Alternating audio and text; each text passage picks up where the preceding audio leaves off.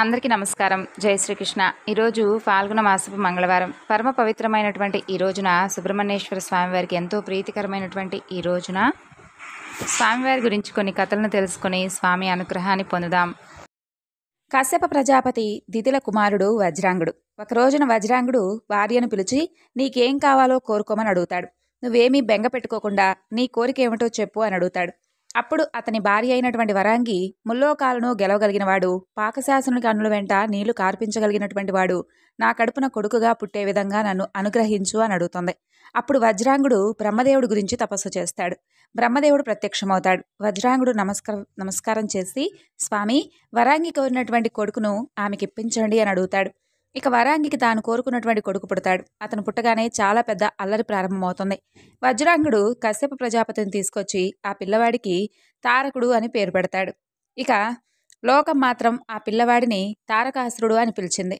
తారకుడు పెరిగి పెద్దవాడవుతాడు. అతన్ని చూసి దితి, వరాంగి ఎంతో సంతోషించిపోతూ ఉంటారు. వాళ్ళ కోరిక సంపూర్ణంగా నెరవేరడం కోసం తారకుడినే బ్రహ్మ గురించి తపస్సు చేసి వరాన్ని పొందమంటూ ప్రోత్సహిస్తారు.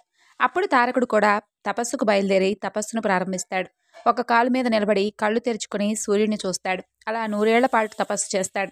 తరువాత ఉగ్ర తపస్సును మొదలు పెడతాడు. అందులో నుండి ధూమం పుడుతుంది. అది లోకాలను కాలుస్తూ ఉంటుంది. అప్పుడు దేవతలందరూ కూడా బ్రహ్మ దగ్గరకు వెళ్ళి అతని తపస్సు లోకాలన్నింటినీ కూడా కాల్చేస్తుంది, మీరు వెళ్ళి అతనికి ఏం కావాలో అడగండి మహాప్రభు అని అడుగుతారు. అప్పుడు బ్రహ్మదేవుడు వెళ్తాడు. తారకుడు ఎదురుగా బ్రహ్మదేవుడు ప్రత్యక్షమై నాయనా, ఏమిటసలు నీ కోరిక అని అడుగుతాడు. అప్పుడు తారకుడు బ్రహ్మదేవుడికి నమస్కరించి దేవతలందరినీ 3 లోకాలను గెలవగలిగినటువంటి శక్తిని నాకు ఇవ్వవలసింది. పురారి అయినటువంటి పరమేశ్వరుడు మన్మధుని దహిస్తాడు. ఆయన కామారి, ఆయనకు కోరిక లేదు. అటువంటి పరమేశ్వరుడికి కొడుకు పుడితే అతని చేతిలో నేను చనిపోవాలి. ఆ మేరకు నాకు వరం ఇవ్వవలసిందని అడుగుతాడు. అప్పుడు బ్రహ్మదేవుడు పరమేశ్వరుని తలుచుకొని తదాస్తు అంటూ భారంగా హంసనెక్కి అక్కడి నుండి వెళ్ళిపోతాడు. తారకుడిని 3 లోకాలకు రాజ్యాభిషేకం చేసేస్తారు. దేవతలందరినీ పిలిచి ఎవరెవరు ఏ ఏ పనులు చేయాలో నిర్ణయించి చెప్పేస్తాడు తారకుడు. అలా అందరినీ శాసించి చక్కగా సింహాసనం మీద కూర్చొని రాజ్య పరిపాలన చేస్తూ ఉంటాడు. ఇప్పుడు వాళ్ళందరూ కూడా శ్రీ మహావిష్ణువు దగ్గరకు వెళ్ళి స్వామి, నువ్వే మమ్మల్ని రక్షించాలని చెప్పి బోరున విలపిస్తారు దేవతలందరూ. ఈలోగా తారకుడు రాణి వచ్చి శ్రీమన్నారాయణుల వారితో యుద్ధాన్ని మొదలు పెడతాడు. నారాయణుడు సుదర్శన చక్రాన్ని ప్రయోగిస్తాడు. సుదర్శన చక్రం తారకుని కంఠాన్నందు పుష్పమై రాజులుతుంది. అప్పటికి ఎటువంటి మాయ ప్రయోగించాలో అటువంటి మాయను విష్ణుమాయ చేసి శ్రీ మహావిష్ణువు అక్కడి నుండి తప్పించుకుంటాడు. ఇప్పుడు అందరూ కలిసి చేసేది లేక మరలా బ్రహ్మదేవుడి వద్దకు వెళ్తారు. పరమేశ్వరుడికి కొడుకు పుట్టే విధంగా మేమేం చేయాలో చెప్పండి, చేసి ధన్యులమవుతాం అని చెప్పి ముందు వెనక చూడకుండా బ్రహ్మదేవుడు ఇచ్చినటువంటి వరాలతో దేవతలకే శిరోవేదన కలిగించేవాడయ్యాడు తారకుడు. ఆలోచించకుండా వరాలు ఇచ్చినందుకు బ్రహ్మదేవుడికే తలపట్టుకోవాల్సినటువంటి స్థితిని కల్పించాడు. అది సంగతి. అది తారకుని యొక్క వృత్తాంతం. కాబట్టి ఈ యొక్క తారకాసురుడు కోరిన రీతిన అన్ని విధాలా సరిపోగలిగినవాడు శివవీర్య సంజాతుడు ఒక్కడే. కాబట్టి దేవతలకు అంత ఆదుర్త పెరిగిపోతుంది. అయితే శివవీర్య సంజాతుడు తప్ప తారకుడిని జయించేవాడు లేడు. బ్రహ్మదేవుడి వరప్రభావం అదే అన్నమాట. సతీదేవి లేనందున పరమేశ్వరుడు తపోదీక్షలో ఉన్నందున ఇది ఎలా సాధ్యం అనుకుంటారు. ఇక బ్రహ్మాది దేవతలందరూ కూడా శ్రీ మహావిష్ణువును కలిసి మంత్రాలోచన జరుపుతారు. ఏదో ఒక విధంగా పరమేశ్వరుని ఒప్పించి ఏదో ఒక పిల్లని తెచ్చి కట్టబెడదాం అనుకోండి. ఆ పిల్ల శివ తేజోపుంజానికి తట్టుకుంటుందా అని సందేహం వస్తుంది వారందరికీ. అది నిజమే. అయినా పరమేశ్వరుడు ఏ పిల్లనంటే ఆ పిల్లను చేసుకునేవాడా అనే ఇంకొక సందేహం మరికొందరు కలుగుతుంది. శ్రీ మహావిష్ణువు అందరికీ ధైర్యం చెబుతాడు. అలాంటి మహాశివతేజాన్ని భరించగలిగేది సాక్షాత్తు ఆదిశక్తి స్వరూపిణి అంశతో జన్మించనున్నది. ఆమె హిమవత్ పర్వత రాజతనయ అంటూ సూచిస్తాడు. ఇక తారకాసుర సంహారార్థం ఎంతో పగడ్బందీగా దేవతలందరూ కూడా ఆ యొక్క పర్వతరాజ తనయనే శంకరుడికి పత్నిగా చేసేటటువంటి ప్రయత్నానికి శ్రీకారం చుడతారు. ఇంతకు అసలు ఆవిడ జన్మించలేదే అప్పటికింకా అంటే ప్రాభవ వైభవాల దగ్గర నుండి తమ ప్రయత్నం మొదలుపెట్టారనమాట దేవతలందరూ కూడా. ఇక ప్రకృతి పురుషుల కలయిక జరగాలి, తత్ఫలం కుమార రూపంలో ఎదగాలి, ఆయన వలన తారకాసుర సంహారం జరగాలి. మరలా దేవతలందరూ కూడా సమావేశమవుతారు ఇంద్రుని యొక్క ఆధ్వర్యంలో. ప్రత్యక్ష సాక్షి అయినటువంటి సూర్యుడు ఇలా అంటాడు, నిజమే, పరమేశ్వరుని తపోదీక్ష నిత్యం కూడా నేను చూస్తూ ఉన్నాను కదా. పార్వతీదేవి అంత చేరువలో ఉన్నప్పటికీ కూడా ఎటువంటి కామ వికారానికి లోను కావడం లేదు. కావచ్చు, కానీ ఆవిడ పూర్వాశ్రమంలో అతని పత్ని సతీదేవియే కదా ఆమె. అగ్నిదేవుడు అంటాడు, నిజమే, కానీ ఆ సంగతైనా వారిరువురికి తెలియజెప్పి పరస్పరం వారి మధ్య ప్రేమ అంకురించే విధంగా చేయగలవారు ఎవరు? హవిస్సులను మోసే సామర్థ్యం ఉన్నవాడివి, ఈ చిన్న కబురు మోసే పని నీవే చేపట్టరాదు అంటూ ఇంద్రుడు అగ్నిని పొగిడి ఆ పనిని సాధించమని అడుగుతాడు. అది మాత్రం నా వల్ల కాదు దేవేంద్ర, ఏమీ అనుకోవద్దంటాడు అగ్నిదేవుడు. వరుణ, చల్లని వాడివి, నీవైనా ఈ పనిని చేయరాదు అంటూ ఇంద్రుడి మాట అతని నోట్లోనే ఉండుండగానే దేవాదిదేవా, అన్యదా భావించవద్దు, అది నా చేత కాదంటాడు వరుణుడు. కుబేర, పరమేశ్వరుడు నీకు పరమ పవిత్రుడు కదా, ఈ సాహస కార్యానికి నువ్వైనా పుంజుకోవచ్చు కదా అంటాడు. సాహస కార్యం మాట అలా ఉంచు, ఇంతకుముందే సతీదేవి దేహత్యాగం జరిగిన అనంతరం పునర్వివాహం చేసుకోమని శివుడికి సలహా ఇచ్చి చివాట్లు తిన్నాను. ఇప్పుడు మరలా నేను ఆ పని చేయడం నా వల్ల కాదు అంటాడు కుబేరుడు. మహామునుల వైపు చూస్తాడు ఇంద్రుడు. వారిలో ఒక్కరు కూడా ఈ బాధ్యతను నెత్తిన వేసుకోవడానికి ముందుకు రారు. నిరుత్సాహంగా తమ గురువు అయినటువంటి బృహస్పతి వంక చూస్తాడు దేవేంద్రుడు. పాకశాసన, ప్రస్తుతం పరమేశ్వరుడు వద్ద ఉన్నది పార్వతీదేవి. పార్వతీదేవి సతీ అవతారం అనేది పరమేశ్వరుడికి తెలియదా? కానీ అతను అంత సులభంగా స్త్రీ వ్యామోహాన్ని పొందేవాడా? అక్కడ పార్వతీదేవి ఆయన్నే వివాహం ఆడగోరి సాన్నిధ్యాన వహిస్తూ ఆయన అనుగ్రహం కోసం వేచి ఉంది. ఆవిడపై ఆయనకు ప్రీతి కలిగితేనే కదా కార్యం సఫలమయ్యేది. ఇప్పుడు మనకు మన్మధుడే దిక్కు, కాబట్టి ఆయన్ను అడిగి కార్యం ఫలవంతం అయ్యేలా చూడు అని అంటాడు దేవేంద్రుడు. ఇక మన్మధుణ్ణి మనసారా తలుచుకుంటాడు దేవేంద్రుడు. సుందరీమణుల కనుబొమ్మలను పోలినటువంటి విల్లును ధరించి తలచినదే తడువుగా ఆ రీతిన వేంచేసినటువంటి రతీపతిని శచీపతి సాధారణంగా ఆహ్వానిస్తాడు. ఇక తన వల్ల ఏదో ముల్లోకాలకు ఉపకరించేటటువంటి పని పడిందే, దేవేంద్రుడు పిలిచాడంటే ఆ క్షణమే అర్థమైపోతుంది మన్మధుడికి. ఒకవేళ దేవేంద్ర పదవి నాశించి ఎవరైనా ఘోర తపస్సు చేస్తున్నారా? అందుకే ఇంద్రుడు కలవరపడిపోయి తపోభంగ నిమిత్తం నన్ను రప్పించాడా అంటూ ఆలోచిస్తూ ఉంటాడు మన్మధుడు. ఒక్క నిమిషం ఆగి ఆ విషయమే అడిగేస్తాడు కూడాను. ఇంకెక్కడ పదవి మన్మదా? అది తారకాసురుడు పాలైంది. పదవే ఉంటే దేవసభలో ఉండకుండా ఈ రహస్య స్థావరంలో దేనికుంటాను చెప్పు అంటాడు ఇంద్రుడు. అయ్యో అలాగా, ఏమిటి సంగతి అని అడుగుతాడు మన్మధుడు. సరే, నువ్వు దేవగణానికి అంతటికీ కూడా మేలు జరుగుతుందని దేని గురించైతే ఇన్ని రోజులు ఎదురు చూస్తూ ఉన్నావో దానికోసం నేను నిన్ను ఒక విషయం కోసం పురమాయించబోతున్నాను. శక్తివంచన లేకుండా నువ్వు చెయ్యాలంటాడు. అప్పుడు తప్పకుండా మన్మధుడు నేను చేస్తాను అని అడుగుతాడు. ఇక దేవేంద్రుల వారు ఈ విధంగా చెబుతారు. ఓ మన్మద, నీ యొక్క సుమసర ప్రయోగాలు సాంబశివుడి మీద సాగాలి. ఏమీ సాంబశివుడి పైన భయమా? సాత్విశయంతో కాస్త బింకంగా పైకి కనిపించినప్పటికీ మన్మధుడికి మనసులో భయమే కలిగింది. ఇక పెద్ద పెట్టున ఒక్కసారిగా నవ్వుతూ, నాకు భయమా? నేను అజాత శత్రువును కదా, నన్నందరూ మిత్రులుగానే భావిస్తారు. కాబట్టి నేను ఎవరికీ కూడా శత్రువును కాదంటూ గంభీరంగా ప్రశ్నిస్తాడు. ఇక ప్రస్తుతం పరమేశ్వరుడు ఓషధీప్రస్థం అనేటటువంటి ప్రాంతంలో తపస్సు చేస్తున్నాడు. దాక్షాయిని ప్రస్తుతం హిమవంతుడి బిడ్డగా పుట్టి పార్వతిగా పెరుగుతుంది. యవనవతి అయినటువంటి తన కుమార్తెను హిమవంతుడు సపర్యలు చేసేటటువంటి నిమిత్తమై స్వయంగా పరమేశ్వరుడి సన్నిధిని విడిచి వచ్చాడు. మేలు వారిరువురు భార్యాభర్తలయ్యేందుకు మంచి అవకాశం లభించాలి కదా. కాబట్టి ఆ పని అంత సులభ సాధ్యం కాదు. అందులో నీ ప్రమేయం అవశ్యం. అతని హృదయమున ప్రేమ రేకెత్తించాలంటే నీ యొక్క సుమసర ప్రతాపం రుచి చూపించాలి. తద్వారా వారిరువురికి ప్రణయం అంకురించి అది పరిణయంగా పరిగణిస్తే తారకాసుర వధ అనేది జరుగుతుంది. కాబట్టి ఈ యొక్క కార్యక్రమ నిర్వహణకు నిన్ను ఆహ్వానించాను. మొదట సంకోచించిన తరువాత దేవతాగణాల హితం కోసం నెమ్మదిగా తలూపుతాడు మన్మధుడు. ఆ విధంగా పరమేశ్వరుడు తపమాచరిస్తున్నటువంటి ప్రదేశానికి చేరుకుంటాడు. అకాలంలో వసంత ఋతు సూచనలు ప్రారంభమవుతాయి. అప్పుడే సరిగ్గా పార్వతీదేవి శివ పరిచర్యార్థం ఆ యొక్క సమీపంలో సంచరిస్తూ ఉంటుంది. దాంతో మదనుడికి మంచి పట్టు దొరికినట్లుగా అవుతుంది. వెంటనే అదే సమయంలో పరమేశ్వరుడు ధ్యాన నిష్టలో నుండి కళ్ళు తెరిచి తన ఎదుట ఉన్నటువంటి పార్వతీదేవిని చూస్తాడు.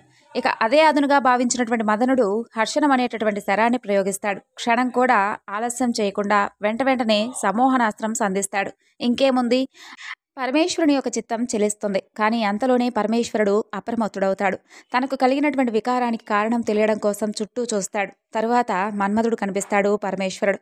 ఇక తక్షణమే తన మూడవ కంటిని తెరుస్తాడు పరమేశ్వరుడు. అంతే, మన్మధుడు భగ్గున మండిపోతాడు. తిరిగి చూస్తే ఇంకేముంది, బూడిద కుప్ప తప్ప. ఆ యొక్క మహా విషాదకర దృశ్యాన్ని చూసినటువంటి దేవమునులందరూ కూడా హాహాకారం చేస్తారు. మన్మధుని రక్షించాలని ఆత్రంతో వస్తున్న వారందరూ కూడా అంత దూరాన ఉండగానే వారి కళ్ళెదుటే జరిగిపోతుంది దారుణం. మన్మధుని భార్య అయినటువంటి రతీదేవికి ఆ వార్త గురించి తెలియజేస్తారు. అంతలో ఆకాశవాణి రతీదేవిని ఉద్దేశించి, మన్మథ సతీ, సాహసం వలదు. నీకు అతి స్వల్ప సమయంలో అంతా శుభమే జరుగుతుంది. కాబట్టి బాధపడవద్దు. ఈ భస్మాన్ని జాగ్రత్తగా కొంగును మూటగట్టుకో. ఎప్పుడైతే పార్వతీ పరమేశ్వరుడు యొక్క కళ్యాణం జరుగుతుందో ఆనాడు అంబికాదేవి యొక్క కోరిక మేరకు పరమేశ్వరుడు కరుణాంతరంగుడై మన్మధుడిని తిరిగి బ్రతికిస్తాడని చూతుంది. ఆ మాటలకు రతీదేవి కొంత ఊరట చెందుతుంది. వారి కళ్యాణం ఎప్పుడా అని 1000 కళ్ళతో ఎదురు చూస్తూ ఉంటుంది. ఆ తరువాత పరమేశ్వరుడు తారకుడి యొక్క వృత్తాంతం అంతా తెలుసుకొని, తారకుడు ఏ విధంగా దేవతలందరినీ కూడా భయభ్రాంతులకు గురి చేస్తున్నాడో, ఏ విధంగా అల్లకల్లోలం చేస్తున్నాడో తెలుసుకొని, కొన్నాళ్లకు పార్వతీ పరమేశ్వరుడు యొక్క వివాహం జరిగిన తరువాత సరిగ్గా అదే సమయం అని చెప్పి భావించినటువంటి దేవతలందరూ కూడా పరమేశ్వరుణ్ణి పరిపరి విధాలుగా స్వామిని స్తుతించి రతీదేవిని అక్కడ ప్రవేశపెడతారు. రతీదేవి తన కొంగును కట్టినటువంటి మన్మధుని యొక్క బూడిదను శివదేవుని యొక్క చరణాన ఉంచి, సదాశివ, ఇదేనా నీ కరుణ? పార్వతిని వివాహమాడటానికి దేవతా ప్రేరితుడే కదా. నా యొక్క పతి నీకు అన్ని విధాలుగా సహకరించాడు. అది తమ యొక్క కోపావేశాలకు కారణభూతమై ఇదిగో నా పతిదేవుణ్ణి ఈ విధంగా బుగ్గిగా మిగిలిచ్చింది. అమ్మా పార్వతి, కొత్త పెళ్లి కూతురివి, భర్త లేనిదే భార్యకు ఎన్ని సంపదలున్నా కూడా వృధా అనేది నీకు తెలియదా? తపమాచరించి మరీ భర్తను పొందిన దానివి, నా బాధ అర్థం చేసుకో తల్లి అంటూ ఇరువురిని కూడా భక్తి తత్పరతలతో వేడుకుంటుంది. పతిదేవుని పట్ల రతీదేవికి ఉన్నటువంటి అనురాగానికి ఆ నూతన దంపతులు ఆశ్చర్యం చెంది ఆమె జీవితం పట్ల జాలిపడి ఇక మన్మధుణ్ణి తిరిగి బ్రతికిస్తారు. అయితే ఆ తరువాత ఎంతకాలం సురత క్రీడ సాగుతున్నప్పటికీ పార్వతీదేవికి గర్భధారణ జరగడం లేదు. ఈ లోపున తారకాసురుడి యొక్క పీడ తారాస్థాయిని ఇంకా మించిపోయేలా ఉంటుంది. లోకాల హాహాకారం గగన తలాన్ని తాకి ప్రతిధ్వనిస్తూ ఉంటుంది. అందరూ కూడా శ్రీహరి చెంత చేరుకుంటారు. మరలా సుదర్శనుడితో సహా ఎవరికి దిక్కు తోచలేదు. మనం చేయగలిగిందంతా చేశాం, ఇకపై చేయగలిగింది ఆ పరమేశ్వరుడి దయపై ఆధారపడి ఉంటుంది, ఆయన్నే శరణు వేడుకున్నామంటూ అందరూ కలిసి కైలాసానికి బయలుదేరి వెళ్తారు. ఇక అంతఃపురంలో లోపల ఎక్కడో పార్వతీదేవితో ఉంటాడు పరమేశ్వరుడు. దేవతలందరూ కూడా శ్రీ మహావిష్ణువుని తీసుకుని కైలాసానికి వెళ్తారు. వారిని చూసినటువంటి నందీశ్వరుడు ఆనందంతో వారికి మర్యాదలు చేసి, మహానుభావులారా, ఎవ్వరినీ కూడా అనుమతించవద్దంటూ సాక్షాత్తు పరమేశ్వరుడు ఆజ్ఞాపించాడు. మీకు అనుమతి ఇవ్వడానికి నేను అశక్తుడను అంటూ పలుకగా శ్రీహరి దేవతలందరితో కలిసి ఈ విధంగా చెబుతాడు. శంకరుడు భక్త సులభుడు. మనందరం కలిసి ఒక పార్థివ లింగాన్ని చేసి దానికి పూజలు నిర్వహిస్తే తప్పకుండా పరమేశ్వరుని కృపకు పాత్రులం అవుతామని చెప్పి వెంటనే ఒక పార్థివ లింగాన్ని ఏర్పరిచి శాస్త్రోక్తంగా పూజలు క్రతువులు జరుపుతూ ఉండగా పరమేశ్వరుడు వెంటనే బయటకు వస్తాడు. స్వామి, ఇప్పటికే 100 దివ్య వర్షాలు పార్వతీదేవితో కలిసి మీరు క్రీడించారు. ఆ కారణం వలన ఇప్పటికీ కూడా పార్వతీదేవి ఇంకా గర్భధారణ కూడా జరగలేదు. కాబట్టి తారకుని యొక్క బాధ మేము తట్టుకోలేకపోతున్నాం, మమ్మల్ని అనుగ్రహించండి ప్రభు అంటూ వేడుకుంటారు. అప్పుడు పరమేశ్వరుడు సరిగ్గా తనకు రేతపతనం జరుగుతున్నటువంటి సమయంలో బయటకు వచ్చేసినందుకు అంతా సక్రమంగా జరిగేటటువంటి అవకాశం లేకపోయిందని, ఇక దేవతల కోరికలు సత్వరమే తీరాలంటే తన రేతాన్ని వారే స్వీకరించాల్సి ఉంటుందని తెలియజేస్తాడు. అప్పుడు వాళ్ళు భూమి భరిస్తుంది అని చెబుతారు. శివ తేజస్సును గ్రహించడానికి భూమి అంగీకరిస్తుంది. అప్పుడు పరమేశ్వరుని యొక్క తేజస్సు భూమి మీద పడుతుంది. అది సామాన్యమైనది కాదు. ఉత్తర క్షణం భూమి మీద వ్యాప్తి చెంది ప్రవహించి పర్వతాలను అరణ్యాలను అన్నిటినీ కూడా ఆక్రమించేస్తుంది. అందరూ కూడా అగ్నిహోత్రుని ప్రార్థన చేయగా అగ్నిహోత్రుడు వాయువు యొక్క సహకారంతో తేజస్సును గ్రహిస్తాడు. అయితే ఆ తేజస్సును అగ్నిహోత్రుడు కూడా తనలో ఉంచుకోలేడు. దేవతలందరి తొందరింపు వలన పావురం రూపంలో అగ్నిదేవుడు శివరేతాన్ని స్వీకరించేశాడే తప్ప అది పార్వతీదేవి యొక్క ఆగ్రహానికి కారణమవుతుందని, శాపంగా పరిణమిస్తుందని అగ్ని కూడా తెలుసుకోలేకపోతాడు. పార్వతీదేవి జరిగిందంతా చూసి దేవతలందరూ కూడా స్వార్థ ప్రయోజనం కోసం శివారాధన చేశారని చెప్పి, అందువలన నాశనమైనది తన యొక్క సుఖమేనని చెప్పి అర్థం చేసుకుంటుంది. వారి వల్ల తాను సంతానవతి అయ్యేటటువంటి అవకాశాన్ని కొద్దిలో కోల్పోయిందని బాధపడిపోతుంది పార్వతీదేవి. తన ఉసురు కొట్టినటువంటి పాపానికి దేవతలందరికీ కూడా వారి వారి భార్యల యందు సంతానం కలగకూడదంటూ శాపం ఇస్తుంది. ఆ విధంగా అగ్ని శివరేతాన్ని పుచ్చుకున్నందువలన అతన్ని సర్వభక్షకుడిగా నిత్యము కూడా కష్టాల పాలయ్యే విధంగా శపిస్తుంది. అగ్నిదేవుడు ఆ యొక్క శివవీర్య తాపాన్ని తట్టుకోలేక ఆ యొక్క పరమేశ్వరుని ప్రార్థించగా తొందరలో నీకు ఉపశమనం లభిస్తుందని చెప్పి పరమేశ్వరుడు వరమిస్తాడు. తర్వాత అగ్నిదేవుడు స్వస్థలానికి బయలుదేరి వెళ్ళిపోతాడు. పరమేశ్వరుడు పశ్చిమ దిశగా హిమవత్ పర్వత ప్రాంత శృంగం మీదకు వెళ్ళి తపస్సుకు వెళ్ళిపోతాడు. ఆయన్ను అనుగామించి అమ్మవారు కూడా వెళ్ళిపోతుంది. అప్పటికే అగ్నికి ఉన్నటువంటి శక్తి క్షీణించిపోతూ ఉంటుంది. ఆ తేజస్సును అగ్ని కూడా భరించలేకపోతాడు. ఇక మొదలైనటువంటి ఋషులందరూ కూడా అమావాస్య హోమం చేస్తూ ఉంటారు. హవిస్సులను స్వీకరించి దేవతలందరికీ ఇవ్వడానికి అగ్నిదేవుడిని ఆహ్వానిస్తారు. అగ్నిదేవుడు సర్వాలంకార భూషితులై భర్తల పక్కన సప్త ఋషిపత్నులను చూసి మోహిస్తాడు.